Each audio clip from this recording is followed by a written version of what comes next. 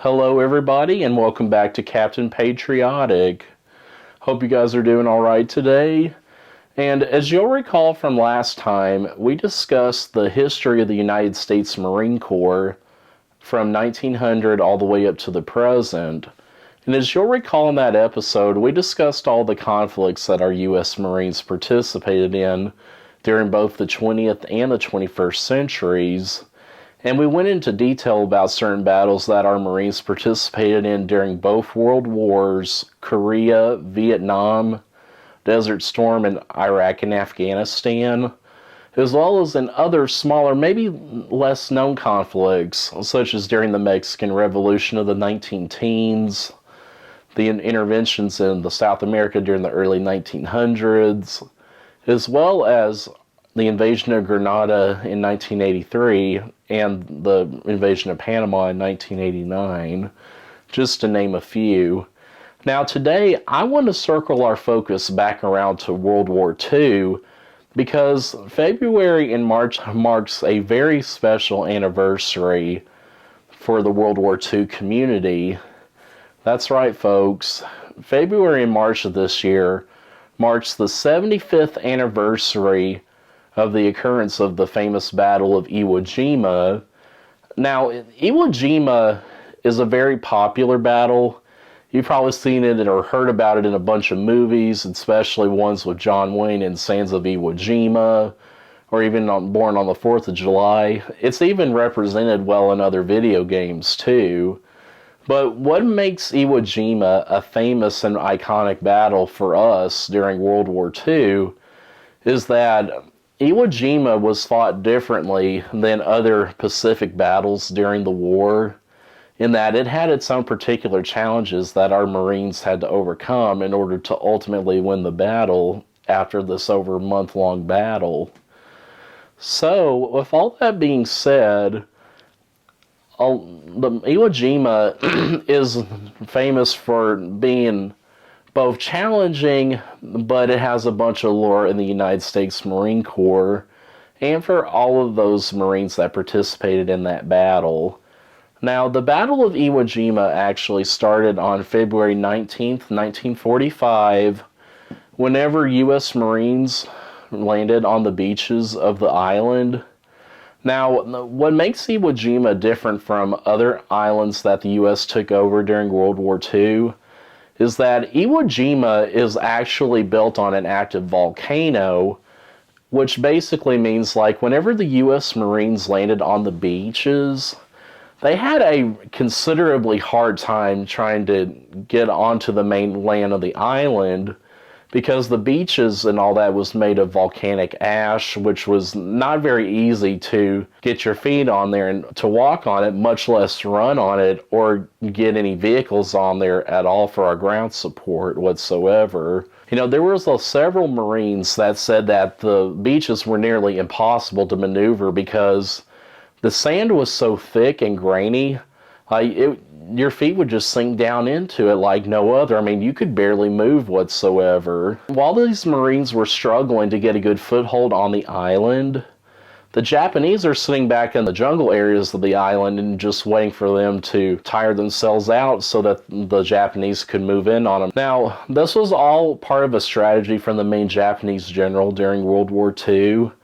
And in fact, you know, once the Marines had been on the beaches for a few hours, the Japanese actually opened fire on the Marines with artillery and gunfire and everything else you could think of. So once artillery and bullets start flying on the beaches, I mean, it's totally chaotic. I mean, Marines don't know where to go, how to get off that island, how to get off of the beaches. Marines are struggling to find cover all over the place. I mean, it's crazy what these guys had to go through. So, despite all the artillery and machine gun fire, and about a banzai charge of dozens of Japanese soldiers, the Marines somehow, they found a way to maintain their own, to stand their ground. And it took a little longer than they wanted to, but eventually the Marines were able to take over part of Iwo Jima's airfields, which that was the starting and turning point for us to take over the island. Now, within days of the initial invasion of the island, there was an estimated almost 70,000 Marines that landed on the island to participate in the assault. Now, with this 70,000 Marines, the ratio of American soldiers to Japanese soldiers at this point in the battle was 3-1.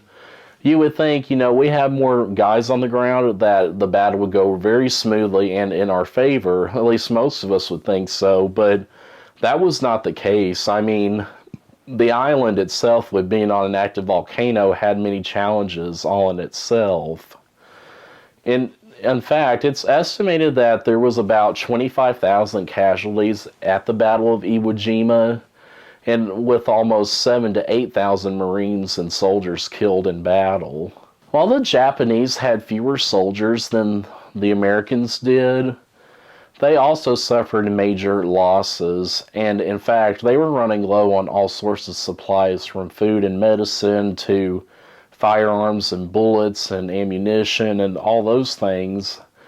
So the general of the army at that time came up with this decisive strategy of attacking American Marines at night whenever they would least expect them.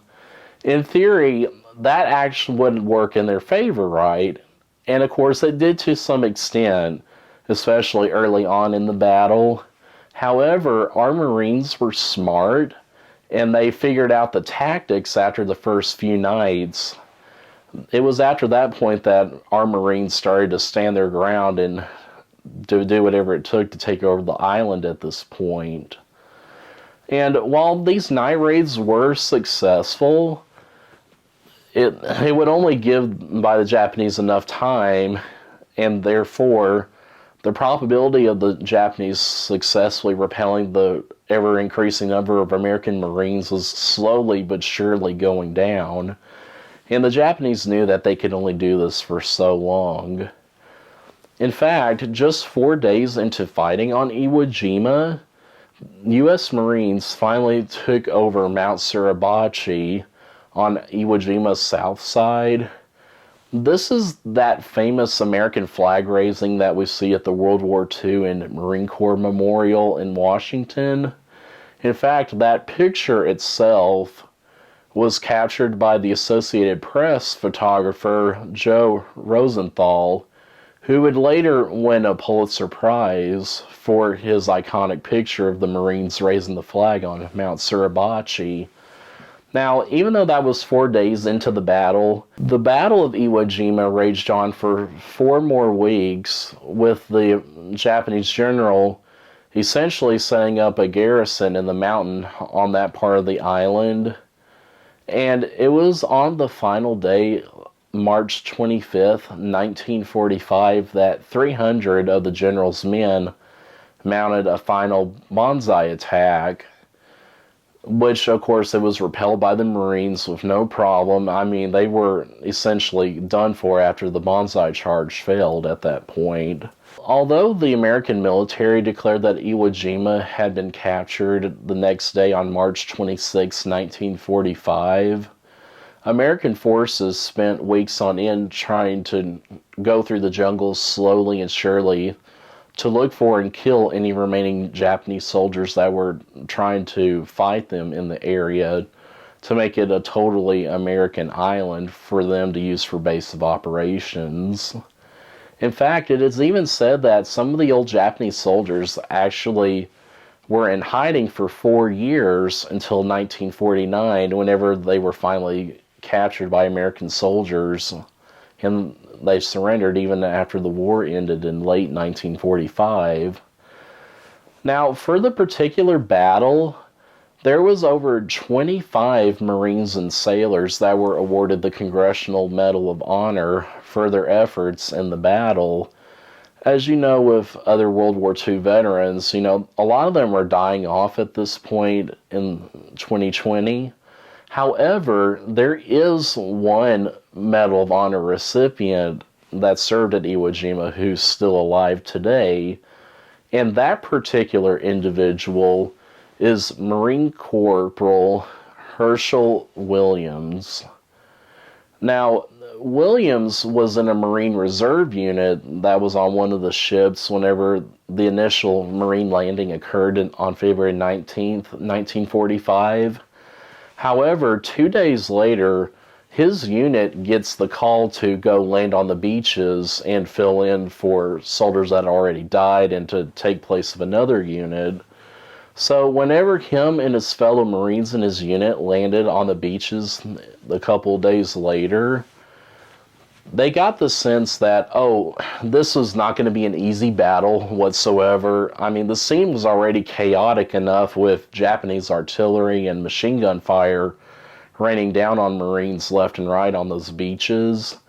In fact, Corporal Williams said himself that trying to walk on the beaches was near impossible in itself, in that the sand was like marbles, and that you couldn't even dig a hole to save yourself from gunfire because it would just fill itself back up again because of the way that the sand was made. In fact, he also said that trying to run on it was almost impossible because you couldn't get a good foothold on it, which was true. Now, unlike him, a lot of Marines did try to run on the island, but were ultimately killed in the end because of the harsh conditions. Now, Herschel Williams, even though his official rank was a corporal in the Marine Corps, he was what you would call a demolition sergeant, which is a fancy term for saying that he was certified in using explosive and flammable weapons in his particular unit, which included things like bazookas, flamethrowers, mines, all of that heavy ordnance stuff. So when he officially landed on Iwo Jima on February 21st, 1945, he was originally one of several demolition sergeants present on the beach at that time. However, 2 days later, on February 23rd, 1945, he soon realized that he was the only demolition sergeant still alive on the island at that time, because Marines were dying left and right all around him. I mean, the scene was so horrible to witness, and I could only feel for those guys that were there at that time. However, since he realized that he was the only demolition sergeant left to fight, he willingly volunteers himself to go forward as the last flamethrower troop to try to destroy Japanese pillboxes and machine gun nests that were present on the island. So he goes through that again. I mean, here he is, he's destroying pillbox after pillbox and everything. In 4 hours, with only 4 riflemen to protect him, Corporal Williams neutralizes 7 Japanese pillboxes and machine gun nests across the beaches and the island. And for his and future efforts to neutralize the enemy, he basically crippled the Japanese stronghold and paved the way for men in his regiment as well as other units to proceed onto the island and to take out the other forces that were occupying the island at that time. And it was for his effort and much more that in the end he was awarded the Congressional Medal of Honor for putting his life on the line to take out enemy after enemy in those pillboxes, and for other efforts that he performed during the over month-long battle. In fact, Williams was awarded the Congressional Medal of Honor on October 5th, 1945, alongside 10 other Marines and 2 U.S. sailors that participated in the same battle that he did. Now, it's noted that due to the brutality of the fighting and the fact that the battle occurred in the last few months of the war, it is very significant for the Marines that participated in that battle. In fact, Iwo Jima now is a legend in the Marine Corps, in that current and future Marines strive to partake in such a historical event that those guys did, which ultimately gives them the courage to ultimately join and everything else. And not only in the Marines, but in general, the Iwo Jima was a major, major, major victory for the Americans, period, during World War II, which ultimately led it to end very shortly. Of course, we know that Germany surrenders in April of 1945. Now, the Japanese don't ultimately surrender to the U.S. until August of 1945, whenever we bombed Nagasaki and Hiroshima. But anyway, this was very close to the end, though, and after Iwo Jima, the Japanese realized, hey, we can't keep doing this. We don't stand a chance anymore against the U.S. They ultimately were second-guessing their strategies at this point. Now, like I mentioned earlier, there is a bunch of movies as well as video games that circle around the Battle of Iwo Jima. If you play Battlefield 5, there's actually a multiplayer map in that game that is based on the actual Battle of Iwo Jima. I mean, it has everything from the volcanic ash beaches to the pillboxes and everything. It's a great representation of the battle for sure. Perhaps the most famous movies that feature Iwo Jima is The Sands of Iwo Jima, that stars John Wayne as a Marine sergeant trying to lead his troops during the battle, as well as two movies that were produced and directed by actor Clint Eastwood, The Flags of Our Fathers and The Sands of Iwo Jima. Both of them were released in 2006, but they both took place during the same battle, but they're from two different perspectives. The first one, The Flags of Our Fathers, it shows the iconic battle through the eyes of the U.S. Marines that participated in the battle. And then the later one, The Letters from Iwo Jima, represents the same battle, but this time through the eyes of the Japanese soldiers that took place in that particular battle. Now, of the two of them, they're both really good, but The Letters from Iwo Jima would go on to be nominated for Best Picture as well as Best Director at the Oscars for Clint Eastwood. So, as you guys can see, while Iwo Jima had its challenges and different obstacles that our Marines had to overcome in order to finally take over one of the last major strongholds in the Pacific, it also became very famous for the grit, the valor, and the courage that our soldiers and Marines participated in order to ultimately take over the island and put an end to the Japanese regime. And this video is entirely dedicated to the Marines, sailors, and soldiers that actively fought at Iwo Jima, and for those who sadly passed away here recently in years in the past. Thank you guys both for your service in this iconic battle and this war.